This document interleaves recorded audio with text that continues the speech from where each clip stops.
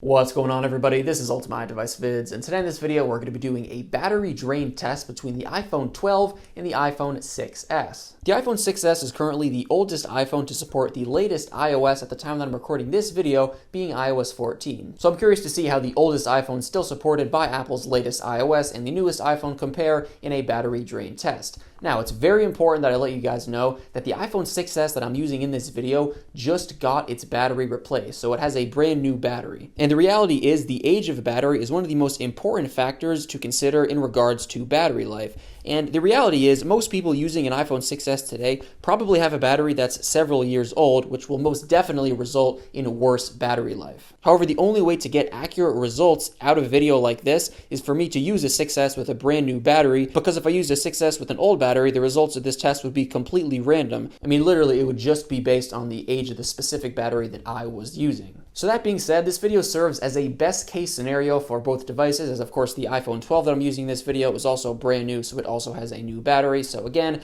iPhone 6s and iPhone 12 both with brand new batteries head-to-head in a battery drain test. Now, as I always say in videos like this, you should definitely take this test with somewhat of a grain of salt, as of course there's a variety of factors that contribute to how your battery life is going to be. Of course, the tasks you're performing on your device, the screen brightness of your device, the firmware you're running, as I mentioned earlier, the age of the battery in your device, etc. In this video, we're just going to be doing a few tasks on both devices and seeing how long each of them can hold a charge. First things first, I want to show you guys that both of these devices are running the latest iOS version as of recording this video, being iOS 14.1.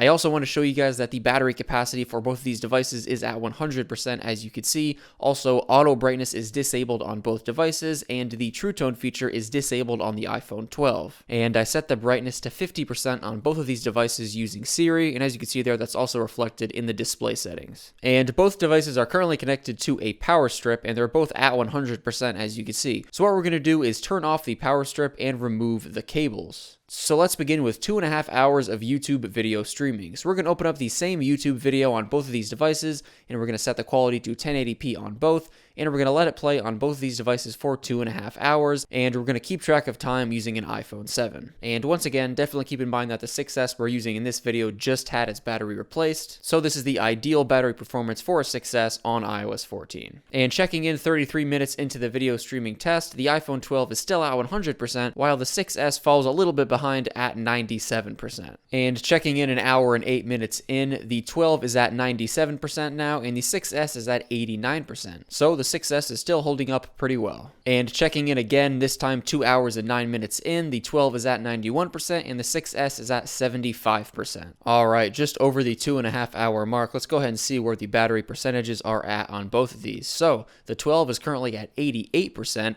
and the 6s is at 69%. So while of course the 12 is in the lead, the 6s with that new battery did a pretty impressive job. Again, 2.5 hours of 1080p YouTube video streaming with 69% battery still remaining. Alright, so next up we're going to do 1 hour of Grand Theft Auto San Andreas. So we're just going to open up the game on both devices, actually get into the game itself, and we're just going to leave the game running on both devices sitting on this screen here for an hour. And checking in after an hour of Grand Theft Auto San Andreas, the 12 is at 52% and the 6s is at 43%. So once again, with the 12 in the lead, they're still within 10 percent points of each other, so I'd say that's still pretty impressive for the 6s. And next we're going to head over to Safari, and we're just going to hang around on TheVerge.com on both of these guys for about 44 minutes. And checking in after 44 minutes, the 12 is at 46% and the 6s is at 32%. Alright, so next up we're going to run 30 minutes of Asphalt 9 on both of these devices. So we're just going to open up the game, and once it loads up on both, we're just going to leave it running for 30 minutes.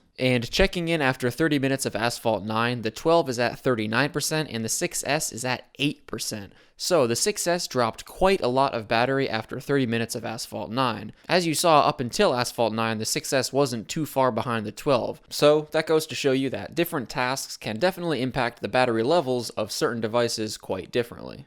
Alright, so at this point I'm going to set the brightness to 100% on both of these devices, and we're going to go back to the YouTube video streaming test, and we'll make sure the quality is set to 1080p on both, and we're just going to run this video on both these devices and see how long each of them can keep a charge. And 23 minutes into this final round of YouTube video streaming, the video on the 6S has stopped and the phone dies, leaving it with a total of 5 hours and 12 minutes of on-screen time in this test. And checking in just a few minutes later on the 12, it's still going strong with 35%. And checking in 50 minutes into the final video streaming test on the 12, it's still moving along just fine with 31%. And checking in a while later at 3 hours and 13 minutes into the final video streaming test, the 12 is now at 12%. And 4 hours and 20 minutes into the final video streaming test, the 12 is just barely hanging on at 1%. And just a few minutes later, 4 hours and 24 minutes into the final video streaming test, the iPhone 12 has finally died, leaving it with a total on-screen time of 9 hours and 13 minutes in this test. So at the end of the day, I'd say the 6S did fairly well in this test, considering that this device was released all the way back in 2015. Also, as I mentioned earlier, up until Asphalt 9, the 6S wasn't too far behind the 12 in this test. But as I always say, there's a lot of variables at play in regards to how battery life is on a device,